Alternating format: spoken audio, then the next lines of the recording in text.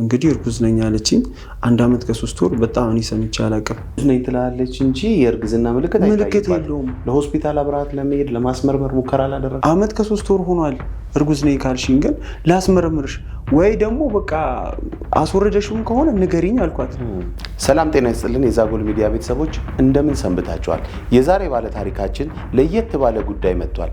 ባለቤቴ ለ15 ወራት ጽንስ በሆዴ ያለ እያለች ግን አልወለደችውም ይለናል። እንዴት ሊሆን ቻለ? ይህ ሊከሰት ይችላል? ሙሉውን ከታሪኩ ታገኙታላችሁ። እስከዚያው አብራችሁን ቆዩ።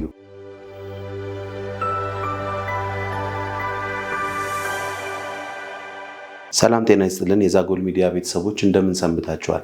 ዛጎል ሚዲያ የተለያዩ ቤተሰባዊ ጉዳዮች የሚቀርቡበት የእናንተን አስተያየት የምንቀበልበት እንዲሁም ታሪኮችን ወደ እናንተ ባደረስን ቁጥር መልካም አስተያየታችሁን እየሰማን የምንገኝበት የዩቲዩብ ሚዲያችን ነው።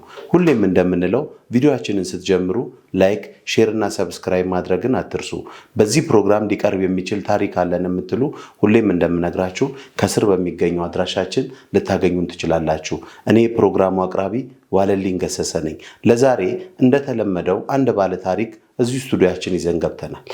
ባለ ታሪካችን በምን ጉዳይ ወደኛ እንደመጣ ትውልዱን፣ እድገቱንና አስተዳደጉን ጨምሮ የሚያቀርብልን ይሆናል። እንኳን ደህና መጣ። እንኳን ደህና ቆየኝ። እስኪ መጀመሪያ ራስህን ለተመልካቾች አስተዋውቅልኝ። እሺ፣ በመጀመሪያ አመሰግናለሁ። ስደውልላችሁ ተቀብላችሁኝ ስላወራችሁኝ። ስሜ ክብሮም ተሻለ እባላለሁ። እሺ ክብሮም፣ እድገትን፣ አስተዳደግን እና ከዛ ወደ ታሪኩ እንገባለን።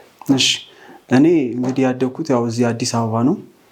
ያው እንደማንኛውም ሕፃን ልጅ እየተሯሯጥኩ ምናምን ያደግኩት ከጥሩ ቤተሰብ ማለት ጥሩ ባህሪ ካላቸው ጥሩ አስተዳደግ ነው ያደግኩት እኔ እና አሁን ላይ በኤንጂኦ ሾፌር ሆኜ ነው የምሰራው። መልካም። እና እንግዲህ ቀድሜ ነግሬሃለሁ እንዳልኩ አንድ ጉዳይ ገጥሞኝ ነው የመጣሁት። በእናንተ ይፈታል ብዬ አስባለሁ። መልካም። እንግዲህ እኛ በዚህ ሚዲያ የሚቀርቡ ታሪኮች በተመልካቾች እገዛ እኛም በምናደርጋቸው ጥረቶች ብዙ ጊዜ መፍትሄ እንዲያገኙ ጥረት እናደርጋለንና እስኪ ዛሬ ወደኛ ሚዲያ ይዞ የመጣውን ታሪክ ከመነሻው ጀምሮ ለተመልካቾቻችንም ለኔም በደንብ አስረዳ። እሺ፣ ከመነሻው ጀምሮ ለተመልካቾቹም ለአንተም ልንገርህ። እኔ ወጣት ባለትዳር ነኝ እና እንግዲህ በወጣትነቴ ብዙ ነገር አቅጄ ትዳር ላይ ገብቻለሁ። አስምረት ትባላለች ባለቤቴ። አዎ። እና 15 ወር አካባቢ እርጉዝ ሆናለች እና ማለት የሆድ ለውጥ ምናምን አልታየባትም እስካሁን። እስኪ አንድ ጊዜ እዚህ ጋር ለያዝህና መቼም በተፈጥሮ የእርግዝና 9 ወራት ነው የሚፈጀው። አሁን አንተ እንደምትለኝ ደግሞ ባለቤት ለ15 ወራት ያህል እርግዝና ላይ ነኝ እያለችኝ ነው ያልከኝ። ምንድን ነው ጉዳዩ? እኔም በጣም ደንግጫለሁና 15 ወር እኔ በጣም ከአእምሮ በላይ ሆነ። እሱ አይደለም 15 ወሩ አይደለም፣ ሆዷ ላይ ለውጥ አልታየም ነው። እርግዝና ምልክት የለውም፣ በቃ አልታየም። ሆዷ ኖርማል ነው እና በጣም በቃ ደነገጥኩ። እንዴት ሊሆን ይችላል ብዬ ጠይቂያት ነበርና ወይ አብረን ሄደን ትመረመሪያለሽ ምናምን ስላት ትጨቃጨቀኛለች፣ ታኮርፈኛለች፣ አታወራኝም። ከዛ እንድታወራኝ ደግሞ ይቅርታ ብዬ በሰው ጠይቄ ምናምን ነው ማውራት። በዚህ ጉዳይ ላይ ስትነጋገሩ? አዎ። እንግዲህ እርጉዝ ነኝ ብላኝ 15 ወር በጣም ቆየ እና 1 ዓመት ከ3 ወር ማለት ነው። እና ምንድነው ብዬ ጠየኳት። ሐኪም ቤት አብረን እንሂድ ወይ ተሳስቶ ሊሆን ይችላል ምናምን ብዬ ለማውራት ሞከርኩኝ። ግን እሷ እንዳልኩ በቃ ታኮርፋለች። ያንን ሐሳብ ሳነሳ በቃ ያን ጊዜ ትዘጋኛለች፣ አታወራኝም። እና በጓደኞቼ በኩል ሄጄ በቃ ይቅርታ አድርጊልኝ ምናምን ብዬ ነው የምንታረቀው። እና ይሄ ነገር በቃ አእምሮዬን ረበሸኝ። ስራዬን በስትክክል መስራት አልቻልኩም። ይሄን ጉዳይ ስታነሳላት ነው የምትጨቃጨቅ? አዎ። እስኪ ስለ ትውውቃችሁ መቼ እንዴት እንደተገናኛችሁ ምናምን አጫውተኝ። ትውውቃችን እንኳን አንድ ጊዜ ወደ ስራ ከከተማ ልወጣ ነበርና የዛን ቀን ማታ ከጓደኞቼ ጋር እንዝናና ተባብለን ወደ ክለብ እንሄዳለን። ከጓደኞቼ ጋር በጣም አሪፍ ጊዜ በጣም ደስ የሚል ጊዜ እያሳለፍን ነበርና አንዱ ጓደኛችን ለምን ቤት አንቀይርም ከዚህ በላይ ደስ የሚል ቤት አለ ምናምን አይደል ቤት ቀየርን ሁለተኛ ቤት ማለት ነው ክለብ ቀየርን በጣም እየተዝናናን ምናምን ሁለተኛ የቀየርንበት ቤት እሷ ቁጭ ብላ አገኘኋትና ሳያት የሆነ እንዴት ነው አንዳንድ ሰው የደስደስ የሚባል አለ የሆነ ሲታይ የደስደስ አላትና እየተዝናናች ነበር እሷም እየተዝናናች ነበረ። ከዛም በኋላ ቀረብኳት አወራኋት ምናምን ነገር እና ያወራኋት ለአንድ ቀን አዳር ነበረ ያወራነው። ከዛ በብር ተስማማን። ከዛም በኋላ መዝናናት ጀመርን። በቃ ኦቨር በቃ ጠጣን፣ በጣም ጠጣንና ያን ቀን እንግዲህ በነጋታው ለስራ ወጣለሁ ከከተማ ብያለሁ እና በጣም ጠጥተናል። የምትሰራበት የኤንጂኦ ነው ወደ ክፍለ ሀገር ፊልድ እየወጣ እንወጣለን እና በሾፌር ነው ሾፌር ስለሆንኩ እንወጣለን እና ማታ ጠጣን፣ አብረን አደርን። አላርም ሞልቼ ነበር አልረሳውም አላርሜን፣ ምክንያቱም በጣም ጥብቅ የሆነ ትእዛዝ ተሰጥቶኝ ነው ተዘጋጅ እንዳትቀር እንዳታርፍድ ተብዬ። ያን ጊዜ አላርም ሞልቼ አብረን አደርን እና 12 ሰዓት ላይ አላርም ጮኸ። እየሮጥኩኝ የዛን ጊዜ በጣም እየተቻኮልኩ ስለነበረ የእሷን ብር ከፍዬ ነበረ የሄድኩት ሰጥቻት እና ሌላውን ገንዘብ ረስቼ ሄድኩኝ እዛው ማለት ነው ያደርንበት አልጋ ቤት። ያንተን ገንዘብ እዛው ሆቴል ውስጥ ረስቼ ወጣሁ አልጋ ቤት ማለት ነው። እና ያስታወስኩት ሀፍ መንገድ ከሄድኩ በኋላ ነው፣ በጣም ሩቅ ከሄድኩ በኋላ ነው ያስታወስኩት። እና ደወልኩላት ስልኳን ይዘህ ነበር ማለት ደስ ብላኛለች አልኩ ቅድም። ልክ እዛ መጠጥ ቤት እንዳየኋት ነው ደስ ያለችኝ። የደስ አላት ልጅቷና ስልኳን ላቋርጥህና መቼም ታሪኩን የሚከታተሉ ሰዎችን በደንብ ግልጽ እንዲሆንላቸው ስለፈለግኩ ነው። በወቅቱ ያው ለአንድ ቀን አዳር ተነጋገርንና ከፈልኳት ብለህ ነበረ። በዛም ላይ ደግሞ ስሜትህ ክፍት ነበረ፣ ተመችታለች ልጅቷ። ስለዚህ በዛ አጋጣሚ ነው ስልክ የተቀበልከው? በዛ አጋጣሚ ነው። ሌላ ቀንም እንድንገናኝ ከፊልድ ስመለስ ማለት ነው። እና የሚገርምህ ነገር እንደዚህ አይነት ግንኙነት ያደረኩት በ18 ዓመቴ ነው። ከዛም በኋላ ኦልሞስት ወደ 6-7 ዓመት እንደዚህ አይነት ከሴት ጋር ተኝቼ አላውቅም። 18 ዓመት ልጅ እያለ ነው የመጀመሪያ ጊዜ ትምህርት ጓደኛ አልነበረህም? አልነበረኝም። እና በስራ ስለምራሯጥ ምናምን እንደዚህ ጓደኛ የሚያዝ እንትኑ አልነበረኝም፣ ታይሙ አልነበረኝም። እና በ18 ዓመቴ ነው እንደዚህ ከሴት ጋር የተኛሁትና በቃ ማለት በቃ ደስ የሚል ላይፍ ነው ያሳለፍኩት። ያቺን ቀን አንዷ ቀን ማለት ነው አትረሳኝም። እና መንገድ ላይ እየሄድኩ አስታወስኩ ገንዘብ እንደረሳው። ደወልኩላት፣ አነሳችው። እኔ ታነሷለች የሚል ግምት አልነበረኝም፣ በጭራሽ አልነበረኝም። ምክንያቱም እንግዲህ የሚታወቅ ነው እንደዚህ አይነት ስራ የሚሰሩ ሰዎች አይታመኑም። ለአንድ ቀን ስለሆነ ግንኙነታችን በቃ አታነሷን ብዬ ነበር ያሰብኩት። እና ግን ስልኩን አነሳችውና ገንዘብ ረስቼ እንደወጣው ነገርኳት። ችግር የለም አታስብ አለ እኔ ጋር ደውልልኝ ስትመለስ ምናምን አለችኝ። ስመለስ ደወልኩላት፣ ሰጠችኝ። ገንዘብን አስቀምጠዋለች። እኔ የገረመኝ እኮ እሱ እኮ ነው። እና በቃ ገንዘቤ ምንም አልተነካም።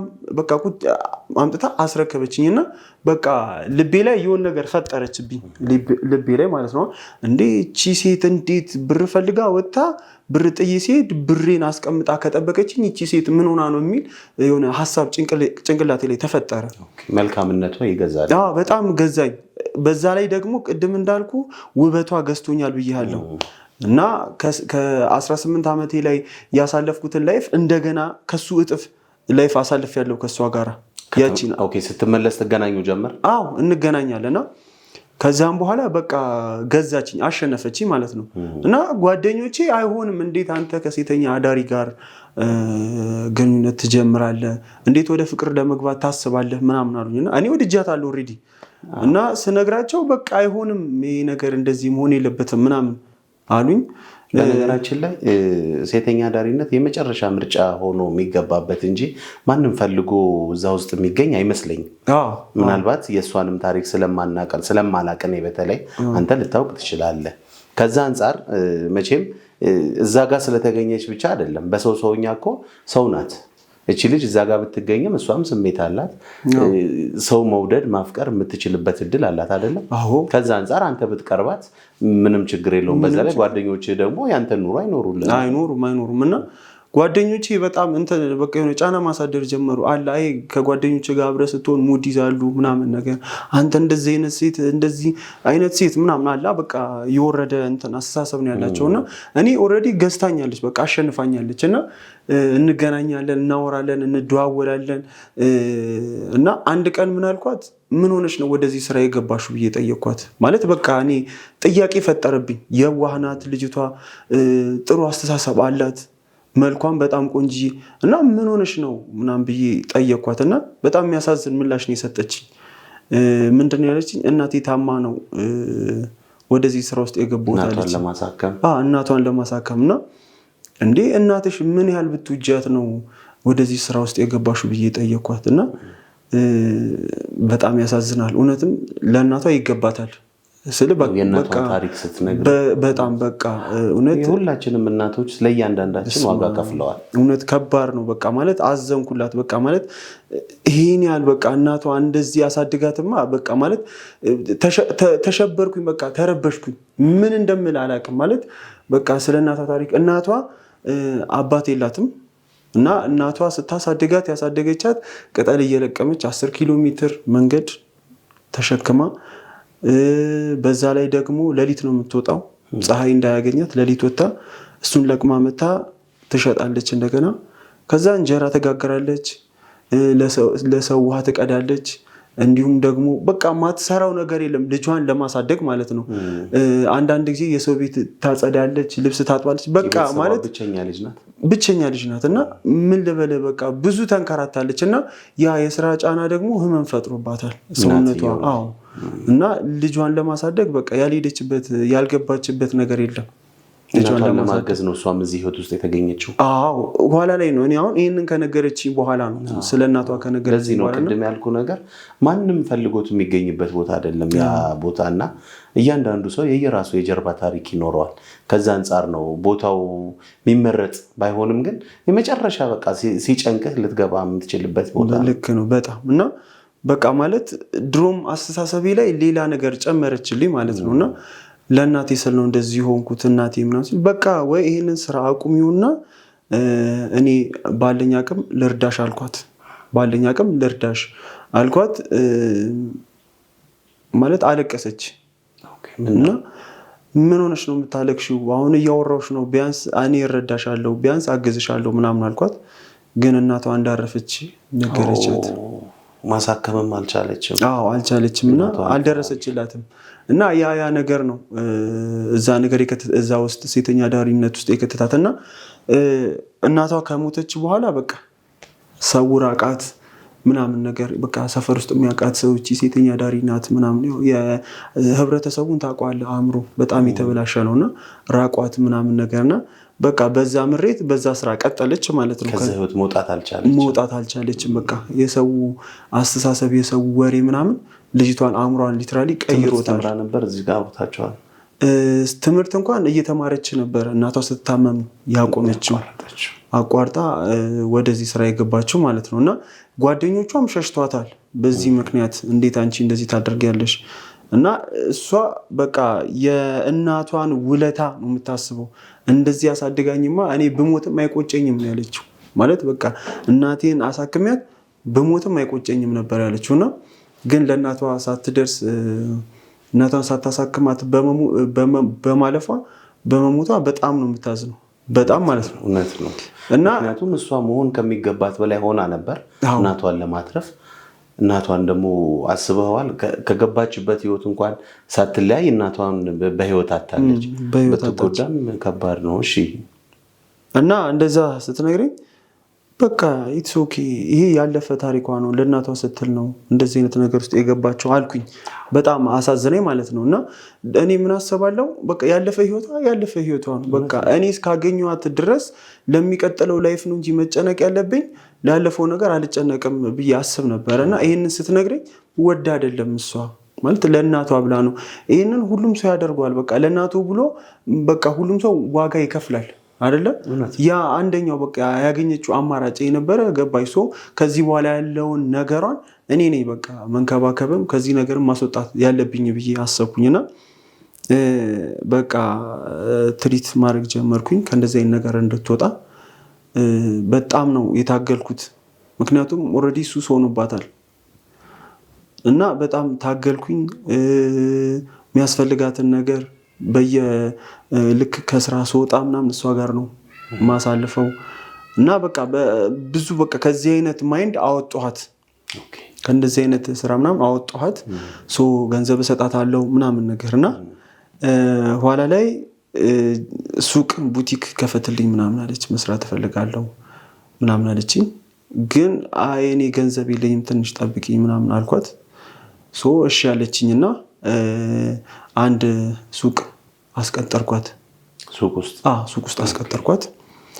እዛ እየሰራች ደግሞ የተሻለ አገኘን። አስተናጋጅነት በርገር ቤት ውስጥ ማለት ነው። እዛም አሪፍ ይከፈላት ነበረ።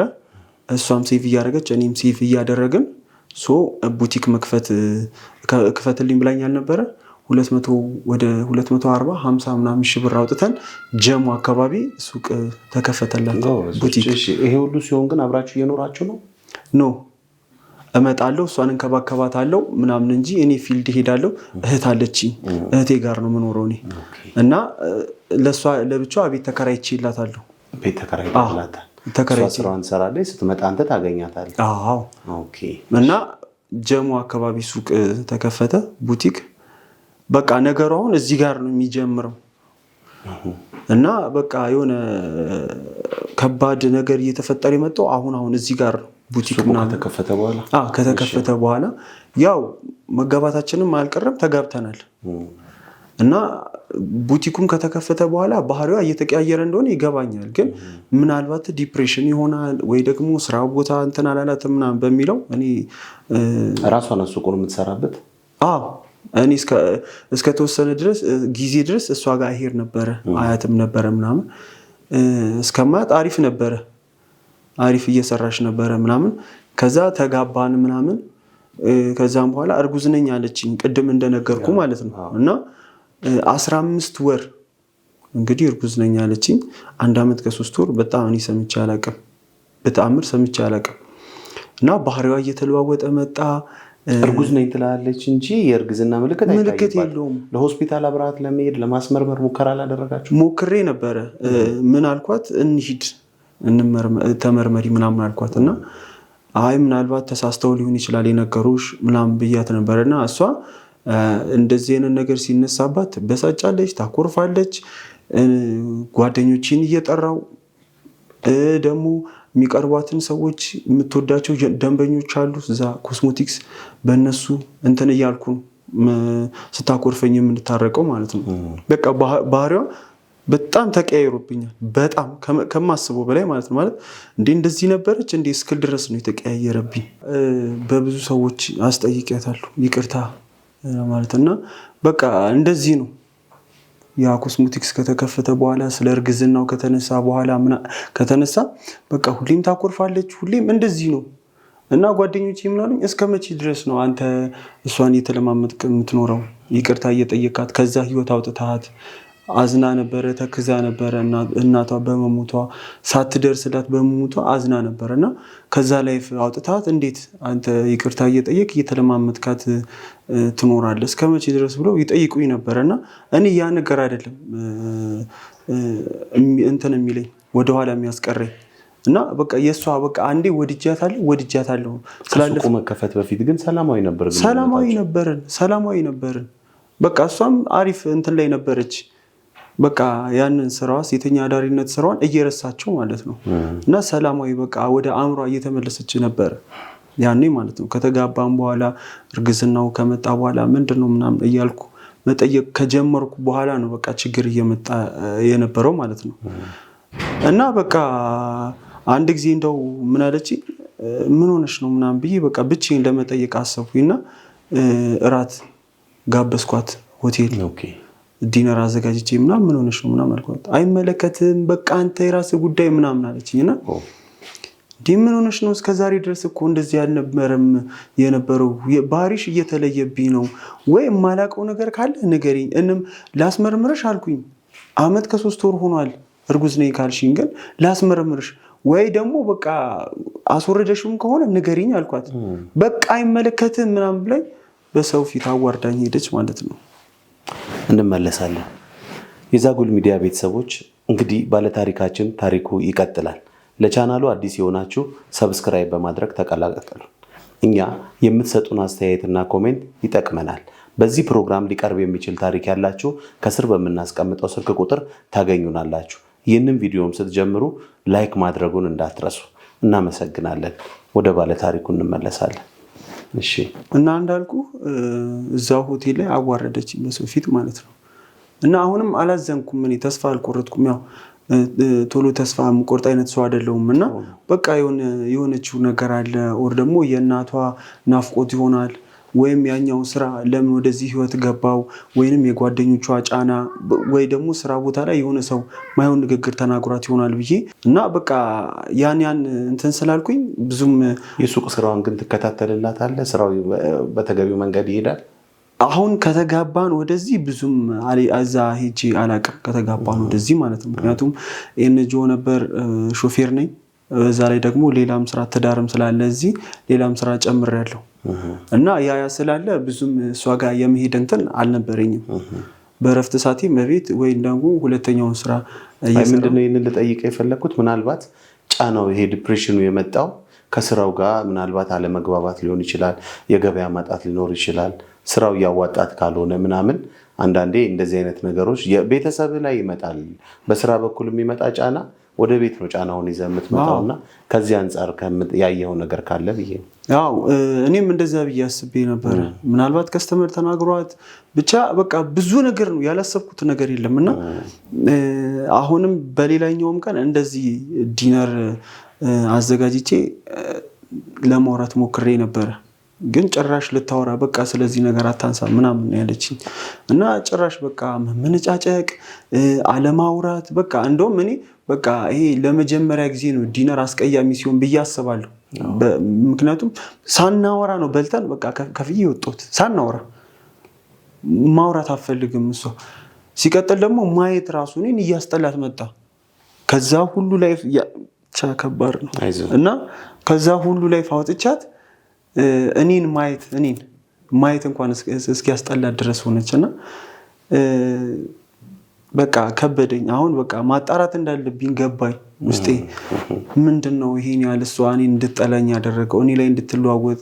እንደውም እሷ ማመስገን ያለባት። ጓደኞቼ እንደዛ ጫና እያሳደሩብኝ፣ ቤተሰቦቼም እንደዛ ጫና እያሳደሩብኝ ከሷ አልለይም ብዬ መቆየቴ እንደውም እንድታመሰግን ነው የሚገባት ብዬ በቃ አእምሮዬ ልክ አልመጣልኝ። እኔ ራሱ በቃ በእሷ ምክንያት ተረበሽኩኝ። ስራዬን መስራት እያቃተ የመጣ ማለት ነው፣ እየከበደ የመጣና በቃ ማጣራት አለብኝ። እስቲ ማን ነው እንደዚህ እያደረጋት ያለው? ማን ነው እንደዚህ እያስጨነቃት ያለው? እኔ አሁንም ጠልቻት አይደለም ማጣራው። የሚያስጨንቃት ነገር ካለ በቃ ከሷ ዞር ለማድረግ ነው። በቃ ከሷ ዞር ለማድረግ፣ ጭንቀቷን ለመቀነስ፣ እገዛ ለማድረግ ነው። እኔ ክፉ ነገር አስቤባትም አይደለም። እና ማጣራት ጀመርኩኝ ምናምን እና በቃ ባልታሰበ ሰዓት እመጣለሁ ሳልላት እንዲህ ነው ሳልላት እዛ ጀሙ ያለው ኮስሞቲክስ ቤት ሄድኩኝ። እሷ የለችም፣ ሰራተኛ ናት ያለችው። ሰራተኛ ቀጥራ ነው እያሰራች? ሰራተኛ ቀጥራ ነው እያሰራች ያለችው። እና ጠየኳት ባለቤቷ እንደሆንኩኝ እና ደግሞ እሷን እንደምፈልጋት ምናምን ነገርኳት። እንዴ አታውቅም እንዴ ምናምን አለችኝ። ምኑን አልኳት። እንዴ እሷ እኮ አትመጣም፣ ከስንት አንድ ጊዜ ነው መጣ፣ የጎደለ ነገር ካለ ጠይቀኛለች፣ ከዛም በኋላ አትመጣም፣ ወደ ድሮ ስራዋ ገብታለች ምናምን አለችኝ። እና ወደ ድሮ ስራዋ ገብታለች ምናምን አለችኝ። እና በጣም ደነገጥኩኝ በእውነት። አእምሮዬ በቃ ምን ማሰብ እንዳለብኝ ነው ግራ የገባኝ። እና ማለት በቃ እኔ ጋር ስትኖር እሷ እያስመሰለች ነበር ማለት በቃ እንዴት ብዬ ልንገርህ፣ በጣም ከባድ ነው። እኔ ሁሉን ነገር ትቼ ነበረ እሷን ስለ ነበረ ጓደኞቼን፣ ቤተሰቦቼን ወደዛ ገፍቼ ነበረ። የምትወደኝ እህቴን ገፍቼ ነበረ እሷ ጋር የመጣሁትና እሷም ደግሞ በቃ እንዳልሆን ነው ያደረገችኝ። እና ወደ ድሮ ስራዋ ገብታለች።